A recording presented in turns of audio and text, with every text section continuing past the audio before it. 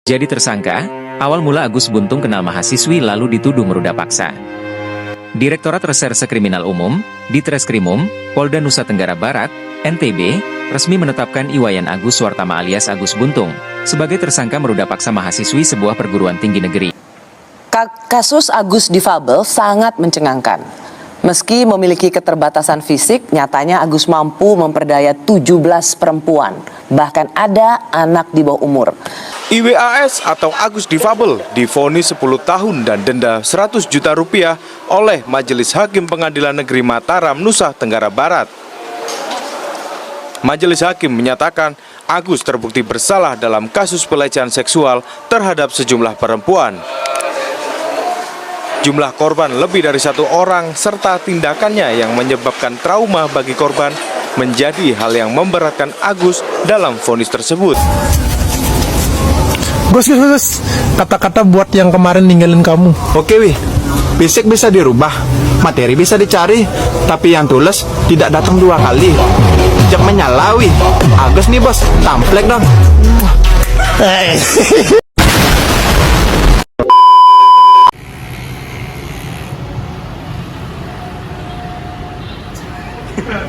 Tarik pelan.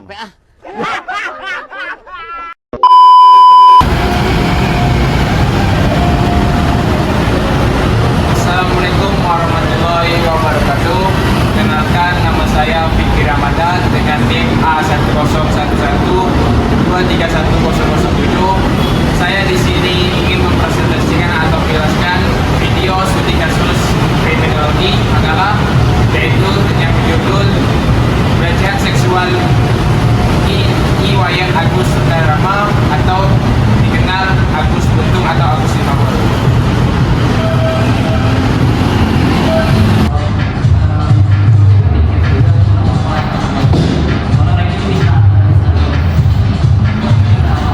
Baik, pertama-tama kronologi kasus.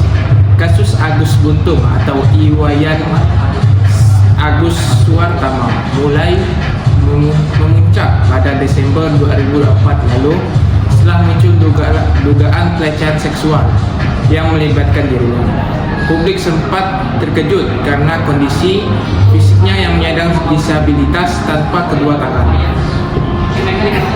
sehingga menimbulkan perdebatan apakah benar ia bisa melakukan perbuatan tersebut.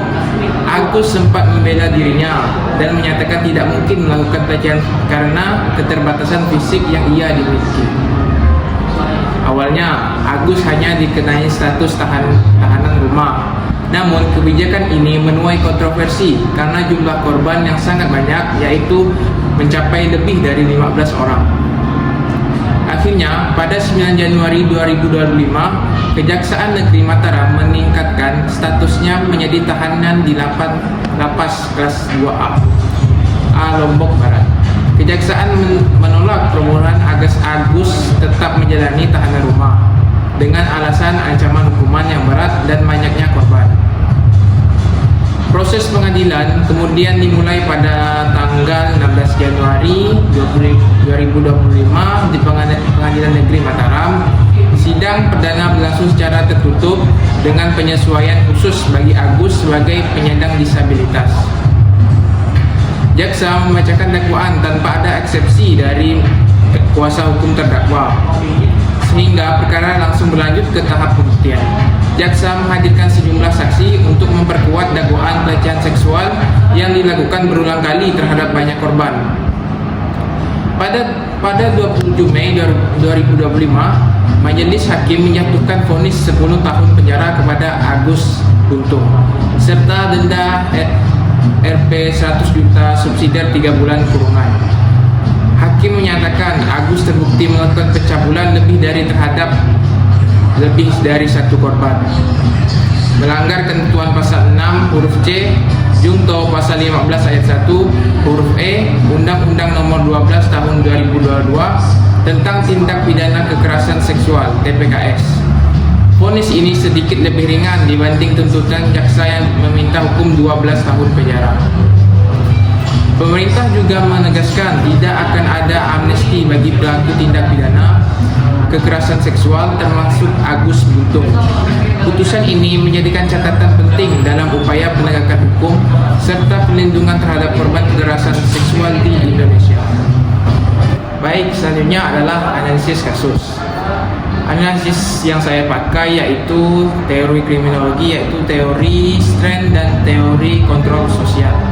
Dari sudut pandang kriminologi, kasus Agus Buntung dapat dianalisis dari kedua teori tersebut. Pertama, teori strength. Teori ini menjelaskan bahwa seseorang bisa terdorong melakukan penyimpangan karena adanya tekanan atau frustasi yang timbul dari keterbatasan dalam hidupnya.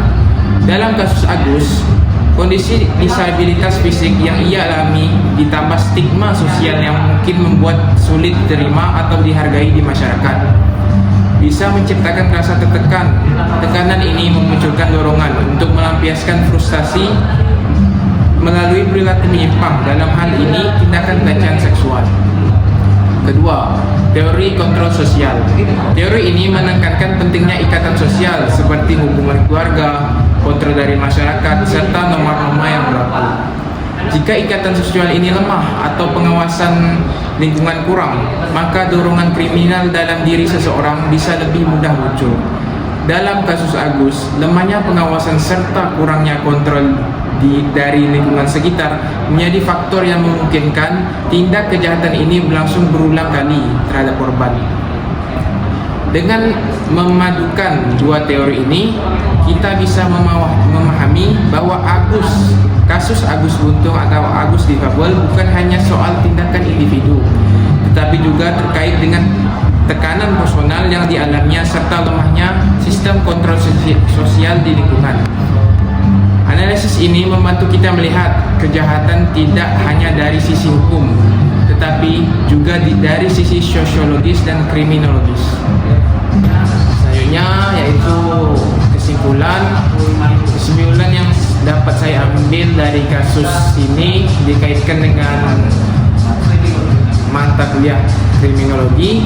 Kesimpulannya adalah kasus Agus Buntung menunjukkan bagaimana tindak pidana pelecehan seksual tidak hanya menimbulkan luka psikologis mendalam bagi korban, tetapi juga menciptakan keresahan sosial yang luas.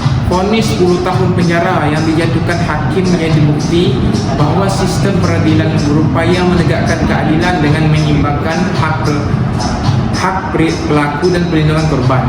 Dari perspektif kriminologi, kasus ini menegaskan pentingnya efek jera bagi pelaku, sekaligus memberikan sinyal kepada masyarakat bahwa kejahatan seksual merupakan pelanggaran serius terhadap norma hukum dan moral.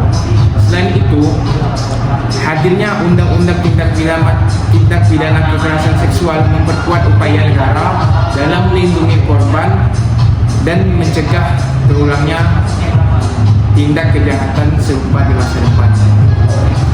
Demikian penjelasan, yaitu penjelasan seperti kronologi, analisis kasus atau kesimpulan tersebut yang saya sampaikan. Kurang lebihnya mohon maaf.